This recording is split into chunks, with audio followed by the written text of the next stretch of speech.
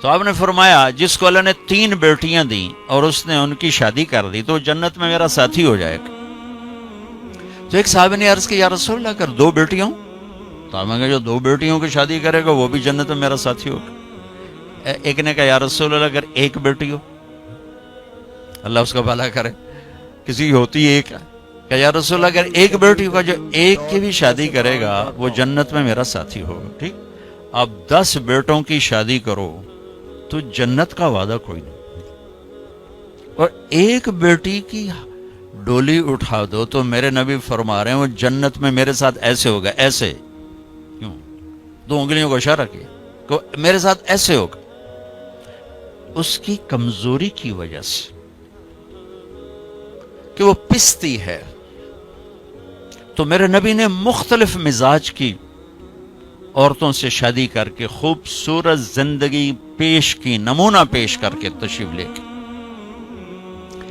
بچوں سے نسل چلتی ہے، بچے باپ کی جگہ سنبھالتے ہیں اور ان کی شادی کرنے پر اجر ہے، جنت کا وعدہ کوئی نہیں۔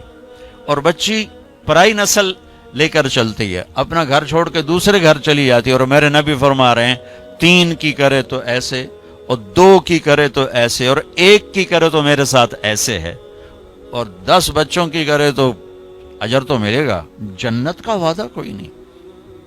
پھر آپ نے فرمایا جس نے اللہ کو 2، آپ کے نہ فرمایا جس کو اللہ نے 2 بہنیں دیں یا 2 بیٹیاں دیں، کبھی بیٹی ہوتی ہے بہن نہیں ہوتی، کبھی بہن ہوتی ہے بیٹی نہیں ہوتی، اور اس نے ان کی شادی کی اور ان کا حق ادا کیا تو وہ جنت اس پہ واجب ہو گئی، جنت اس پہ واجب ہو گئی۔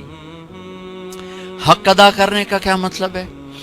ہمارے پورے بر صغیر میں دنیا کا تو پتہ نہیں ہے، بہنوں کو کچھ نہیں دیا جاتا، صرف جہیز دیا جاتا ہے۔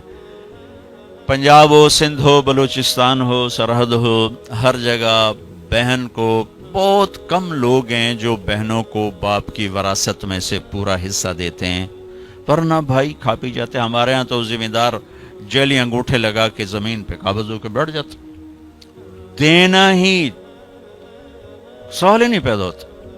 اور میرے رب نے جب قرآن اتارا تو بیٹی کی وراثت پہلے بیان کی، بیٹے کی وراثت بعد میں بیان کی۔ یہ عجیب بات ہے، یہ عرب کا دستور تھا کہ بچی کو کچھ نہیں ملتا تھا، سارا بیٹے کا۔ ہندی ثقافت میں بچی کے لیے کچھ نہیں، سب بیٹے کا ہے، بچی کے لیے جہیز ہے بس۔ میرا نبی جو دین لائے اور عرب کا جو ماحول تھا وہ یہ تھا سب کچھ بیٹے کا، تو قرآن یوں سوال اٹھاتا تو پھر بیٹی کو کیا ملنا چاہیے، یوں سوال اٹھاتا نا، تو اللہ کہتا بیٹی کو بیٹے کا آدھا ملنا چاہیے۔